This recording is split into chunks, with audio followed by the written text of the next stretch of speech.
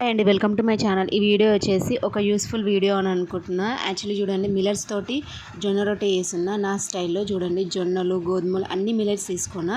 Actually నాకు జొన్న రొట్టె అంటే మస్తు ఇష్టము. ఇంకా జొన్న రొట్టెతో ఎట్లయినా మిల్లెట్స్ చేద్దామని చేస్తున్నా. నిజంగా మిల్లెట్స్ తోటి జొన్న రొట్టె అనుకుంటాం కానీ చాలా బాగుంటుంది, టేస్టీగా ఉంటుంది. నేనైతే జొన్న రొట్టెలో మాత్రం అస్సలు బియ్యం గిట కలపను, మొత్తం మిల్లెట్సే కలుపుతా. పిల్లల గిట చాలా మంచిది. పుష్పకి కొంచెం మోషన్ ఫ్రీగా లేదు, ఇంకా మోషన్ ఫ్రీ లేనందుకు ఇట్లా ఇట్లా ట్రై చేద్దాం, టానిక్ పోయకుండా ఇట్లా మిల్లెట్స్ తోటి జొన్న రొట్టె చేద్దామని ఫిక్స్ అయిపోయినా. చూడండి, ఇంతకుముందు ఇటు ఒకసారి ట్రై చేసిన, చాలా బాగా వచ్చినాయి జొన్న రొట్టెలు. ఇప్పుడు చూడండి, మీకోసం అని ఒక వీడియో చూపిస్తున్నా.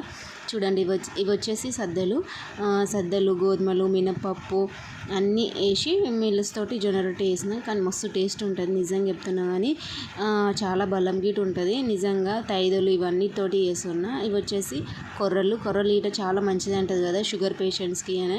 అంటే షుగర్ అంటే ఇప్పుడు ఏది తిన్నా కానీ షుగర్ వస్తుంది కదా కంపల్సరీ. అట్లా కాదని జొన్నలతోటి వేస్తున్నా. అస్సలు బియ్యం గీట వేయను, బియ్యం వేయకుండా వేస్తున్నా. ఇంకా చాలా బాగుంటుంది కొర్రలు గీట. షుగర్ పేషెంట్లకి తైదలు ఇవన్నీ మిల్లెట్స్ అంటేనే ఇంకా షుగర్ పేషెంట్లకి చాలా మంచిది అంటారు కదా. ఈ మధ్య ఎక్కడ చూసినా కానీ షుగర్ వచ్చేస్తుంది. అట్లా అని జొన్న రొట్టె ఏంది అని చేసిన. 1 కేజీ జొన్నలు తీసుకున్నా. 1 కేజీ జొన్నలకి హాఫ్ కేజీ ఒక గ్లాస్ కొలత తీసుకుంటున్నా. నా స్టైల్ అయితే నేను కొలతలు తీసుకుంటున్నా. చూడండి, మినపప్పు అన్ని ఈట కొలతలు తీసుకుంటున్నా. గోధుమలు ఈట యాక్చువల్లీ చపాతీలు గిట్ట చాలా మంచిది గోధుమలు. కానీ గోధుమలు చాలా మంచిది అని అంటారు. చపాతీ పిండి కానీ మనం పట్టించిన చపాతీ వేసుకుంటే చాలా మంచిది. ఇంకా గోధుమలు గీట తీసుకుంటున్నా 1 గ్లాసు. గోధుమలు కొంచెం ఎక్కువనే తీసుకుంటున్నా, అంటే జొన్న రొట్టె కొంచెం సాగాలి కదా. గోధుమలు ఎక్కువనే తీసుకుంటే చాలా మంచిది. ఇట్లా తింటే ఏం కాదు, గోధుమలు పీచు పదార్థం అనేది ఉంటుంది.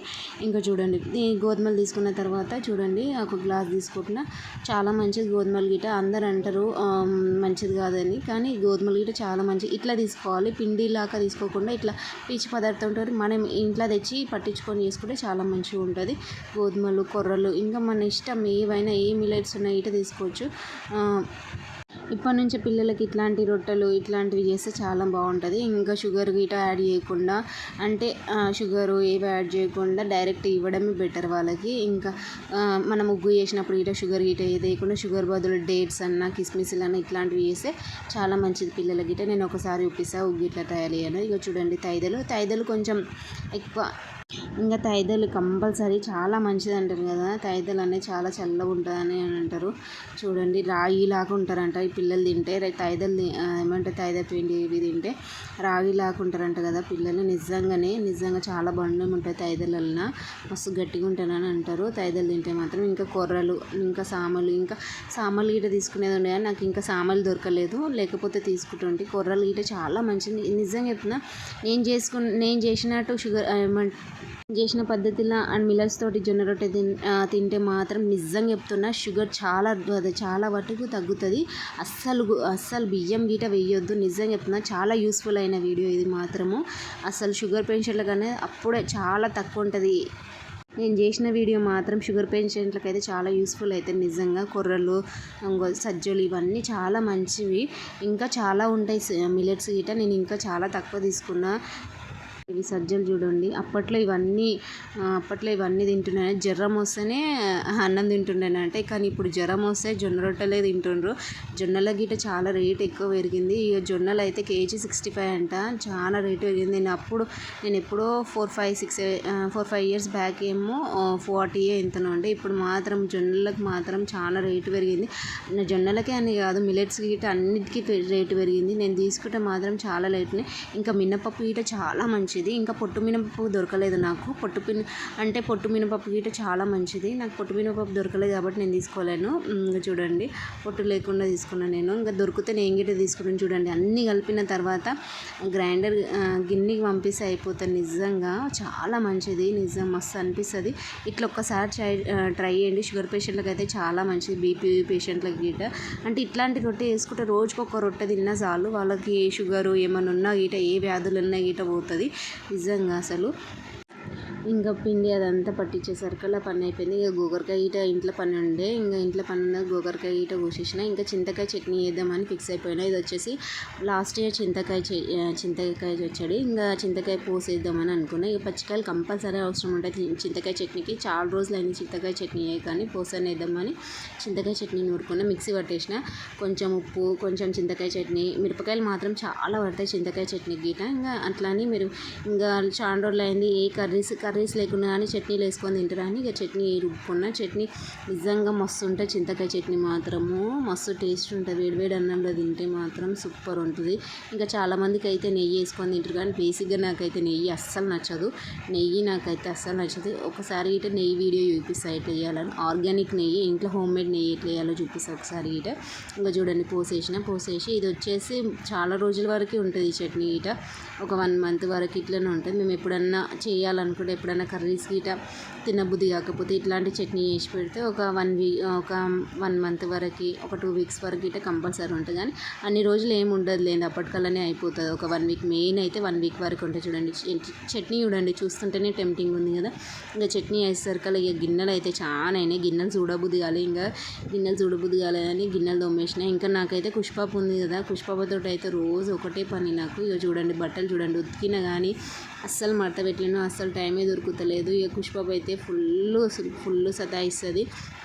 ఇంకా చూడండి పాలు కాబెట్టిన. యాక్చువల్లీ ఇది వచ్చేసి ఆఫ్టర్నూన్ నుంచి ఈవినింగ్ వరకు బ్లాగ్ తీసిన. చూడండి ఇక కుష్పాపకి అయితే ఇంకా రస్క్ ఇవన్నీ ఏం పెడతలేను. ఇంకా అటుకులు వేసి కొన్ని పాలు వేసి తినేట, లేకపోతే ఉగ్గన రెడీ చేస్తా. అటుకులు గీట పిల్లలకు చాలా మంచిది అంటారు కదా, ఇంకా అటుకులతోటి చేస్తా. అటుకులు పాలు అంటే ఇక ఏ బిస్కెట్ ఏమి ఎక్కువైతే నేనైతే కుష్పాపకి ఫ్రూట్స్, డ్రై ఫ్రూట్స్ ఇంకా ఇట్లాంటివి వేస్తా.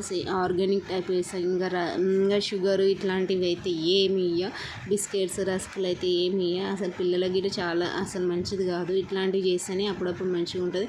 మనం చపాతీ గిట ఇవ్వచ్చు, అంటే ఇంట్లో వేసుకున్న గోధుమలతో పట్టించిన చపాతీలు గిట ఇవ్వచ్చు పిల్లలకి. యాక్చువల్లీ మేము ఏడుకున్నాం అనుకుంటున్నాం. ఇంకా కుష్పాపకు అది అటుకులతో తినబెట్టి ఇంకా అంగన్వాడికి పోయినాం. కుష్పాపది అయితే రేషన్ వచ్చేసింది. రేషన్ వచ్చినందుకు ఇంకా అంగన్వాడికి పోయి